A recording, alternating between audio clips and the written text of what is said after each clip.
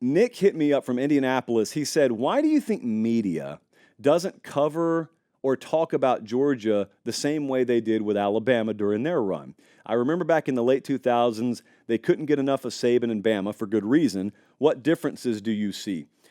I do feel this. I feel like Alabama and Nick Saban were covered a different way outside of Pete Carroll and USC than any college football program in the 2000s.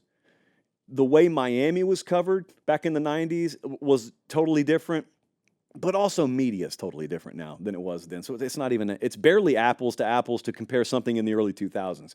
So Saban and Bama were treated basically like Yankees or Lakers or basically a nationwide, like worldwide brand of a program. And they were treated that way because they delivered those kind of numbers. So I think there are a couple of things in play here. The first thing is Kirby and Georgia never surpassed Alabama while Saban was there. They beat them for a championship one year, but they never surpassed them.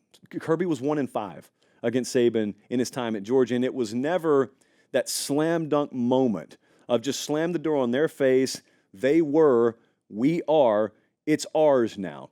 There were times where you felt it may be heading that way, but Saban's second to last game, they still beat Kirby and Georgia for the SEC championship. So I think in some ways it didn't happen, and Saban always enjoyed that kind of attention and that kind of treatment, whereas Kirby didn't, because there was never that coronating moment. Even when they beat him for a title, the follow-up years, it didn't get reinforced. I think that may have a little bit to do with it, but I also think Saban, when he was at LSU and he won a title and then left to go to the Dolphins, he was already like a big-name star head coach.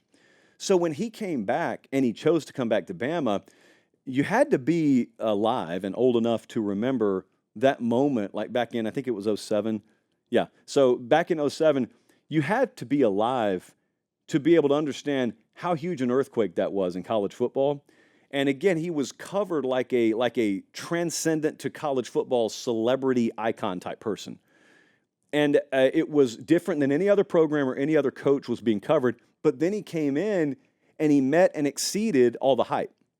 So Alabama became this cash cow for everyone, in-state, nationally, and they treated him with that. And unlike a lot of times where you hype someone up, whether it be in society or in sports, and they kind of deliver, but then they kind of fall flat, he just kept delivering. So Alabama was like the fail-safe for everybody. And he was the biggest name, and truthfully may still be the biggest name in the sport, and he's not even a coach anymore. So he was a superstar the day he returned. Kirby coached under him and then took over his own program, but there's just this X factor, and I don't even know how to define it, but there's this intangible quality. It's this way, again, with celebrities outside of sports. It's this way inside of sports. You think about the way the San Antonio Spurs were treated when they were winning so many titles, but they felt like an anonymous franchise. Unless you really, really appreciated basketball, some teams are treated like that. And then some teams are treated like the Heat when LeBron and Dwayne Wade and Chris Bosh were down there. It's just a different treatment because one has star appeal and one feels more anonymous. It's not a perfect comparison because I do think Georgia has plenty of star appeal. Georgia is a major brand. Georgia is not to college football what the San Antonio Spurs are to the NBA. Make no mistake about it. That's one of the premier brands in the sport. But it doesn't happen overnight that you become this transcendent, like, star name in the coaching industry. The best way I can put it to you is if you walk through an airport, I could walk through LAX, I could walk through PDX, I could walk through BNA. I'm just using the letters to prove to you that I travel all over the place. If I said Nick Saban's name, broadly, 90+% of people in there would know who that is. If I said Kirby Smart's name, several people would. Most of them would be college football fans. How does a name transcend the arena that they exist in? It's an inexact science, but I know it doesn't happen overnight. Unless you're the Hawk Tuah girl, it does not happen overnight. So it takes time. And the third thing is, and this may be the most important, Georgia's not hated enough. Bama was hated because Bama ended up winning multiple titles. Bama ended up putting a chokehold on recruiting. And also Alabama and Nick Saban comes to Alabama.